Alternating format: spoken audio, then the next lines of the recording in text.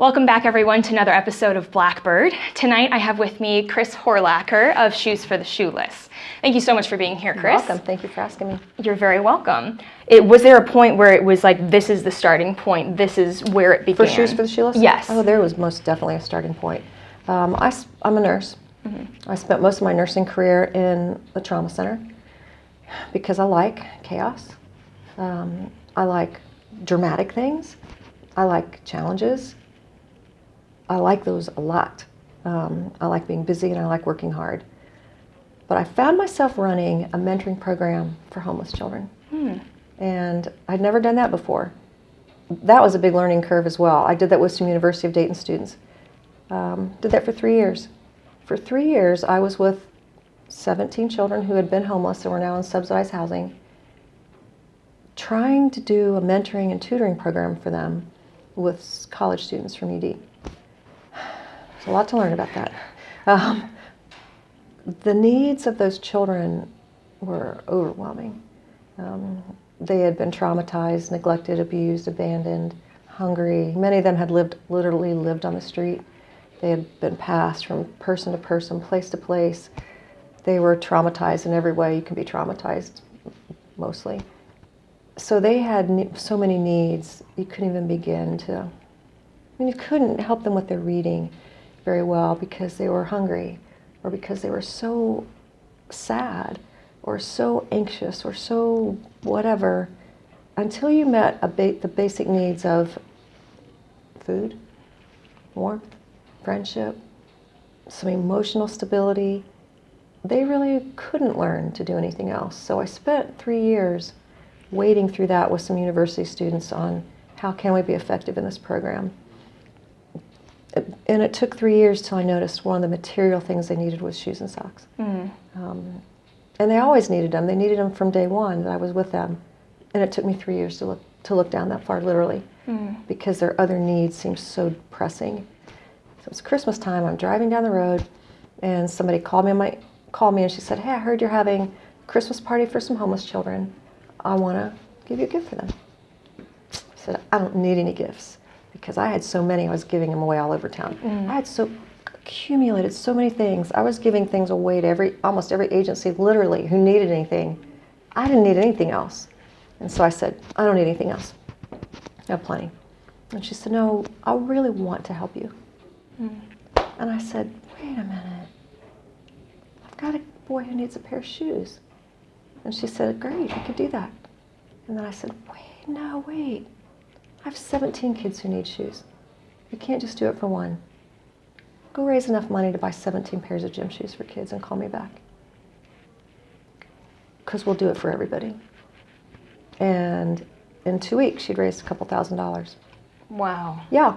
And so she said, "When you go ahead and buy shoes for all those kids, give me the money back so I can give it, because it'll be surplus and I'll just give it back." I said, "No, let me think about it for a minute."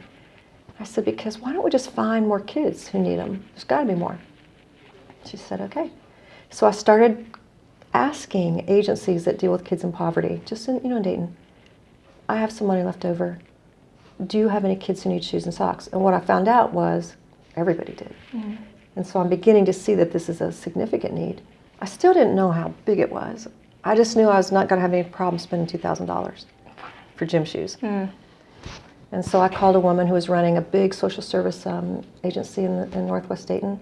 And I just said, "My name's Kris Horlacher. I'm a nurse. I know you don't know me.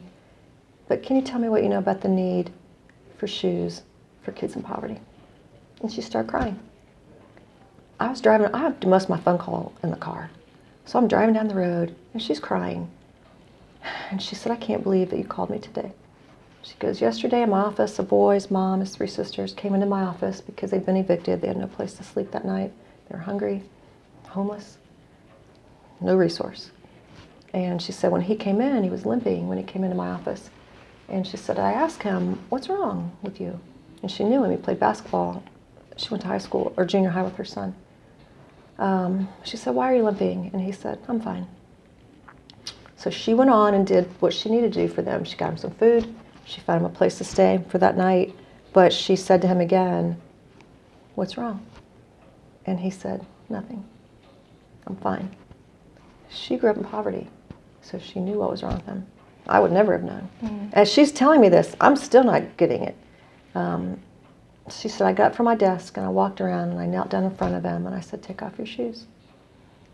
I pulled my car over on the side of the road because I thought, I just need to be so focused on what she's telling me. I just knew I did. And she knelt down in front of him and she said, take off your shoes. And he took his shoes off and his socks were full of blood. His toes were on top of each other. He was wearing he had a 12 gym shoe on, but he needed a 15. Because at the time he was trying out for the freshman basketball team at a school, so he was just running constantly on already damaged feet. It's good I pulled my car over. Because when I pulled my car over on the side of the road, God just broke my heart. My heart broke for that mom and for that boy. And I remember thinking, I remember feeling, because sometimes when you hear something so horrible, you think, what would I do if that was me? Or you think, I'm so glad that's not me. Or you think, oh, that's so horrible for them. I didn't think any of those things. I was sitting on the side of the road feeling, that's my son. And I felt that as a mom, that's my son. My real son wears a 15 shoe. So it was such an easy transition for me to put myself right in that spot of that mom who couldn't help her kid and that boy who was my son in that moment. And so I said to her, I'm going to do this. I'm going to find a way to help these kids. And she said, God bless you if you do, Kris. But it's such a big need in our community. I made one more phone call after that. I called the nurse who was head of all of Dayton City School nurses. And I asked her the same thing. Tell me what you know about the need for shoes and socks for kids in poverty. And she said, it's a horrible need. I said, what's it look like from your eyes? And she said, it looks like kids coming to school with no bottoms in their shoes. Shoes rubber banded together, tied together with string, duct taped together, stuffed with newspapers, flip-flops all year, snow boots all year, borrowing shoes, can't run, damaged feet. That's what it looks like. I said, how many kids do you think you're talking about? How many kids are we talking about? She goes, well, we don't really track it because we can't help them. She goes, but I would guess it's probably a couple thousand kids a year. For some reason, that seemed like nothing. I said, oh, okay. I'm going to do this. I'm going to find a way. Can't be that hard. It was that hard. it was significantly more than that hard, but that was in 2010. This is 2018, and we've helped 75,000 children. Wow. We work in 7 counties. We do it. We do it. We help around between 1,500, 2,000 children a month, 500 volunteers a month, and we do it. Yeah. By the grace of God, it works. Talk a little bit about either a negative experience or a time where you doubted that you were able to move forward and kind of how you overcame either that obstacle or that doubt. I've had more opposition than you would think. And you just think, why? Because we're helping, we're so simple. We're helping kids in poverty with gym shoes and socks. Why would you want to stand against that? But it's pretty deep and it's pretty spiritual. And it comes to the heart of fallen people. Why don't you give, and it's always in those kids, why don't you just give those kids used shoes? Because, Kris, it's going to save you a lot of money because you don't have to buy new shoes. And think how many used shoes you can get. All you have to do is tell people, bring me all your used shoes. And those kids should be so grateful for anything you give them. And it's going to be better than what they have now. I still get that one. And here's the answer to it. The hardest ones to refute are the ones that have a little bit of logic to them. And that one does have a little bit of logic to it because Goodwill. Who hasn't gone to the Goodwill to buy something? And we don't see anything wrong with that. Garage sales, who doesn't? These are all things that are legitimate and valid and recycling things. Great. You buy a used car. You buy a used house. Somebody else has lived in the house before you bought it. But we're talking gym shoes.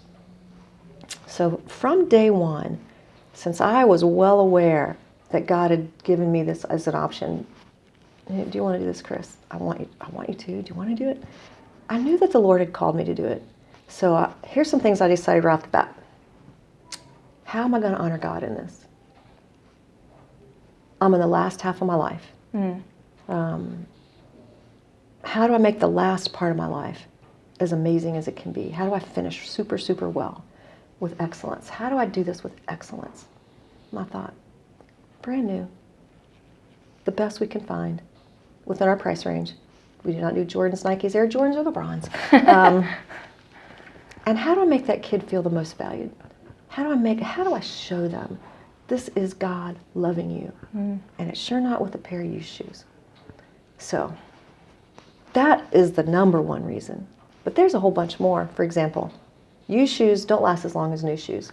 For the child, many kids, because we're 8 years, we see kids over and over and over. If I go to your school once a year, next year I'll see you again, maybe, and you have the same shoes on. They don't fit you anymore. They're terribly worn. They're filthy, dirty. So no one's helping you but me. That shoe needed to last you as long as possible. My statement to you is, you are amazing. You are valuable. I love you. You've never had a new pair of shoes. Guess what? You have a new pair of shoes today. That's awesome. Thank you so much, Kris. You're welcome so much.